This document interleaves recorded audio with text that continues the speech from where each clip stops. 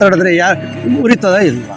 ನಮಸ್ಕಾರ ಸ್ನೇಹಿತರೆ, ಕಳೆದ 10 ವರ್ಷಗಳಿಂದ ಜನರಿಗೆ ಸಾಕಷ್ಟು ಮನರಂಜನೆ ನೀಡುತ್ತಾ ಬಂದಿದ್ದ ಮಜಾ ಟಾಕೀಸ್ ಕಾರ್ಯಕ್ರಮ ದಿಢೀರಾಗಿ ಅಂತ್ಯವಾಗಿರುವುದು ನಿಮಗೆಲ್ಲರಿಗೂ ಕೂಡ ತಿಳಿದಿರುವ ವಿಚಾರವಾಗಿದೆ.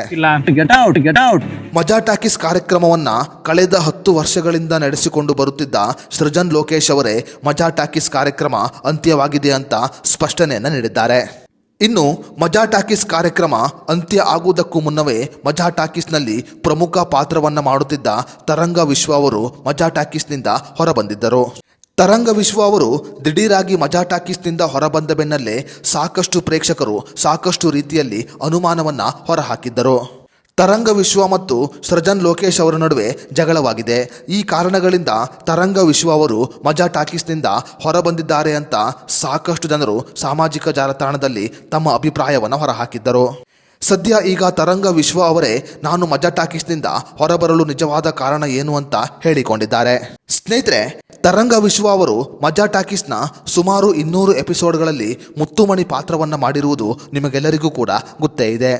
ಸುಮಾರು 200 ಎಪಿಸೋಡ್ಗಳನ್ನು ಪೂರೈಸಿದ ಮಜಾ ಟಾಕೀಸ್ ಕಾರ್ಯಕ್ರಮದಲ್ಲಿ ಇತ್ತೀಚೆಗೆ ಗಿಚ್ಚಿ ಗಿಲಿಗಿಲಿ ಕಾರ್ಯಕ್ರಮದ ಹಲವು ಕಲಾವಿದರು ಕಾಣಿಸಿಕೊಂಡಿದ್ದರು.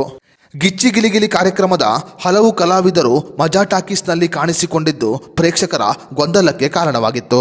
ಗಿಚ್ಚಿ ಗಿಲಿಗಿಲಿ ಕಾರ್ಯಕ್ರಮದ ಹಲವು ಕಲಾವಿದರು ಮಜಾ ಟಾಕೀಸ್ನಲ್ಲಿ ಕಾಣಿಸಿಕೊಂಡಿದ್ದು ಪ್ರೇಕ್ಷಕರ ಗೊಂದಲಕ್ಕೆ ಕಾರಣವಾಗಿತ್ತು. ಇನ್ನು ಗಿಚ್ಚಿ ಗಿಲಿಗಿಲಿ ಕಾರ್ಯಕ್ರಮದ ಹಲವು ಕಲಾವಿದರು ಮಜಾ ಟಾಕೀಸ್ನಲ್ಲಿ ಕಾಣಿಸಿಕೊಂಡ ಕಾರಣ ಮಜಾ ಟಾಕೀಸ್ನಲ್ಲಿ ಡಬಲ್ ಮೀನಿಂಗ್ ಮಾತುಗಳು ಹೆಚ್ಚಾಗುತ್ತೆ. ಮಜಾ ಟಾಕೀಸ್ ಕಾರ್ಯಕ್ರಮದಲ್ಲಿ ಡಬಲ್ ಮೀನಿಂಗ್ ಮಾತುಗಳು ಹೆಚ್ಚಾಗಿದ್ದು ಇದು ತರಂಗ ವಿಶ್ವ ಅವರ ಮೇಲೆ ನೆಗೆಟಿವ್ ಪರಿಣಾಮವನ್ನು ಬೀರುತ್ತೆ. ಮಜಾ ಟಾಕೀಸ್ನಲ್ಲಿ ತರಂಗ ವಿಶ್ವ ಅವರ ಮಾತುಗಳಿಗೆ ಹೊರಗಡೆಯಿಂದ ಡಬಲ್ ಮೀನಿಂಗ್ ರಿಪೋರ್ಟ್ಗಳು ಬರುತ್ತಿದ್ದವು. ಹೊರಗಡೆಯಿಂದ ತರಂಗ ವಿಶ್ವ ಅವರ ಮಾತುಗಳಿಗೆ ಡಬಲ್ ಮೀನಿಂಗ್ ರಿಪೋರ್ಟ್ಗಳು ಬರುತ್ತಿರುವುದು ತರಂಗ ವಿಶ್ವ ಅವರ ಬೇಸರಕ್ಕೆ ಕೂಡ ಕಾರಣವಾಗಿತ್ತು. ಒಂದು, ದುಡಿಯುವ ಹಣದಲ್ಲಿ ಖುಷಿ ಇರಬೇಕು ಅಥವಾ ಮಾಡುವ ಕೆಲಸದಲ್ಲಿ ಖುಷಿ ಇರಬೇಕು. ಆದರೆ ತರಂಗ ವಿಶ್ವ ಅವರಿಗೆ ಎರಡರಲ್ಲೂ ಕೂಡ ಯಾವುದೇ ರೀತಿಯ ಖುಷಿ ಸಿಗುತ್ತಿರಲಿಲ್ಲ. ಈ ಕಾರಣಗಳಿಂದ ತರಂಗ ವಿಶ್ವ ಅವರು ಏನು ಮಾಡಬೇಕು ಅಂತ ತೋಚದೆ ಮಜಾ ಟಾಕೀಸ್ನಿಂದ ಹೊರಬರುವ ತೀರ್ಮಾನವನ್ನು ಮಾಡುತ್ತಾರೆ. ತರಂಗ ವಿಶ್ವ ಅವರು ತಮ್ಮ ವೈಯಕ್ತಿಕ ನಿರ್ಧಾರದಿಂದ ಮಜಾ ಟಾಕೀಸ್ನಿಂದ ಹೊರಬರುವ ಕೆಲಸವನ್ನು ಮಾಡುತ್ತಾರೆ.